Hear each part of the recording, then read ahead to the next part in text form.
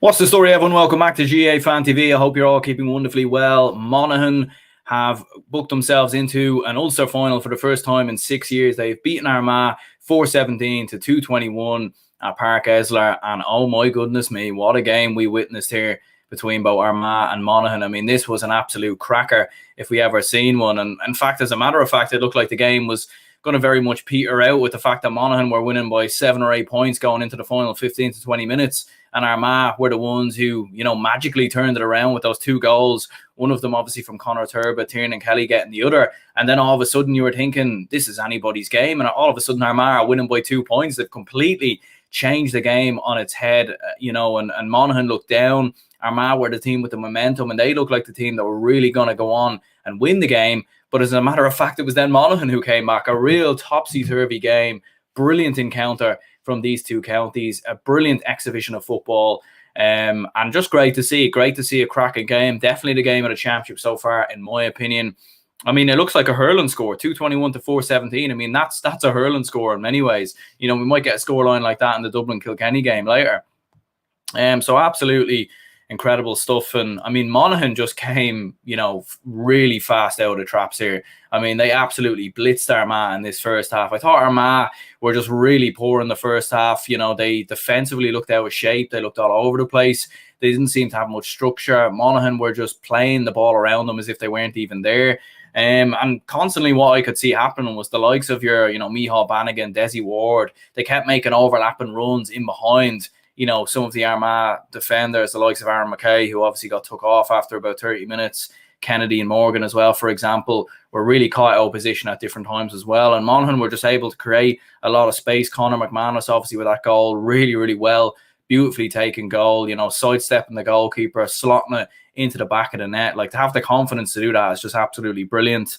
Jack McCarron got himself a lovely goal as well. Learning from McManus, took it around the goalkeeper, sold him the dummy in Owen Mulligan-esque style and put it in the back of the net. And, you were thinking from there, like, Monaghan are going to cruise through this. They're probably going to win this by, 10 points or whatever. It was very reminiscent of the Armagh Donegal game last season, where Armagh just got completely blown out the traps by Donegal and the game was over going into the final 20 minutes. This game was very, very similar in the first half, and in particular at stages in the second half as well, where Armagh were just completely, they were like a fish out of water, completely blown all over the place, really.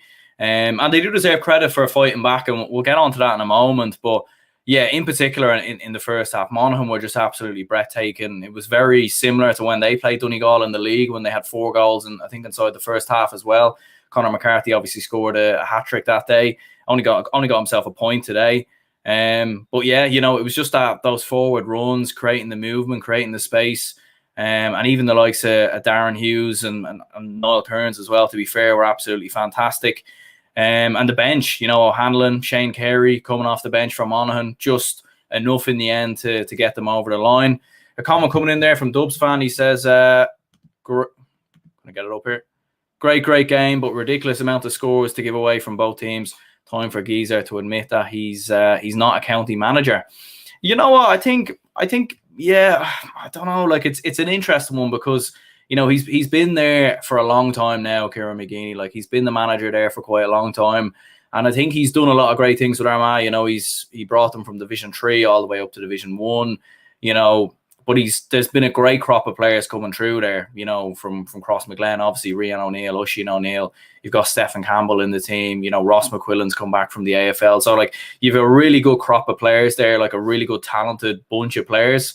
So you wouldn't say it's all down to him, the fact that they've been able to rise the way that they have. But one thing we have seen with Armagh this year that we didn't see last year, and even the years previous as well under Kieran McGeeney, is that they do have this bite in them now, like compared to similar Armagh teams.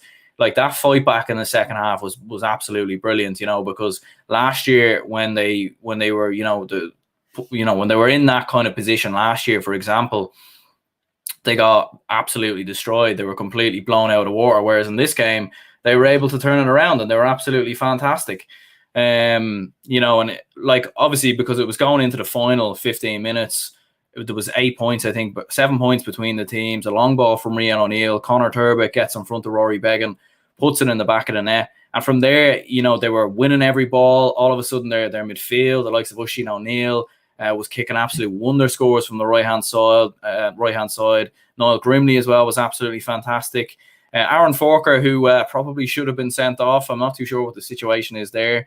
I do remember him, like the referee giving him a yellow card in the first half, so it was a bit strange that he didn't leave the pitch. A bit of a Charlie Redmond situation there, but in the end, it did make a difference because Monaghan went on to win the game. So it's not going to be a big deal. But to be fair, when Aaron Forker did come on, thought he'd done a brilliant job. Armagh definitely shored up a lot more defensively from there on in, and they kind of had more structure about themselves.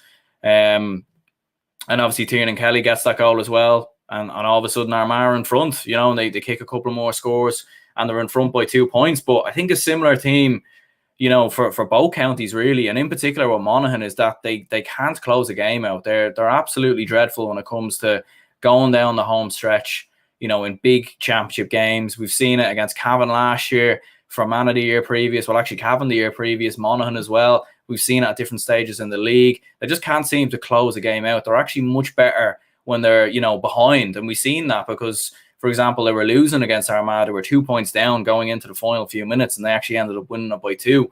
So they're actually much better when they're playing on the front foot and when they're chasing a game. And Armagh probably similar as well, like just weren't able to close out those final few minutes. Few tired challenges as well. Obviously, Aidan Forker got that yellow card for a poor challenge. Otherwise, I thought he had a good game, but that was definitely a big error and a big mistake from his point of view. There was another free given away then as well. And like when you have a player like Conor McManus in that Monaghan side, he can't be giving away challenges like that. You really, really can't. Stubbs fan coming back in there, poor record with Kildare also. Yeah, you know, he had and that was a brilliant Kildare team as well, wasn't it? And he probably should have, you know, that Kildare team should have won a Leinster Championship in my opinion. When you factor that with the fact that Louth beat them in 2010. But yeah, like, look, listen, I think it's up for Armagh fans really to decide what they want to do with Kieran McGeeney. You know, it could be the end of the road. You know, it's kind of a similar situation with Davy Fitz and Wexford earlier. You know, the only difference is obviously Davy Fitz won something. He won a Leinster Championship. But for Kieran McGeeney, he's done a really good job. But you would have to look at it now and think, you know, this is what, a third semi-final defeat in a row. You know, obviously last year Donegal, Cavan the year previous, I think.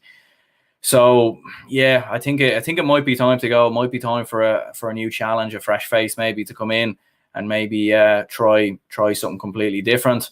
For Monaghan, they march on into an Ulster final. Definitely a lot to work on going into that final. Like, I think if they're 5 or 6 points up against Donegal, which is probably unlikely, going into the final 10 minutes, they need to get better at closing games out, because Donegal will just, you know, they'll come back and win the game. And like, in fairness to Donegal, I think the one thing that they have compared to a lot of these other counties in Ulster is they have the experience of seeing games out. I think Cavan last year probably the anomaly there, but like generally they have enough experience at seeing games out. They did that against Derry, for example, just brilliant at just seeing Derry out, seeing the game off, like no crazy challenges or fouls in that last passage of play when Derry were obviously trying to work that score.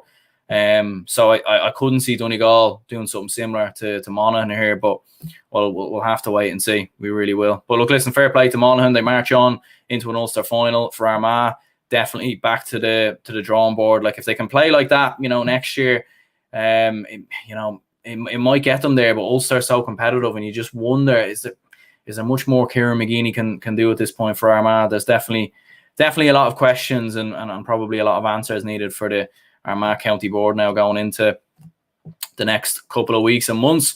But yeah, look, listen, we'll go ahead and wrap this up here. My name is Aaron. Do leave a like and subscribe if you haven't already. There will be a match reaction out after the Dublin-Kilkenny game. I'm not too sure when it will be. I'm actually going to the game, so I'm actually about to leave the house right now. So yeah, look, listen, we'll see what happens there. Hopefully Dublin can get the victory. But anyways, I will see you all later.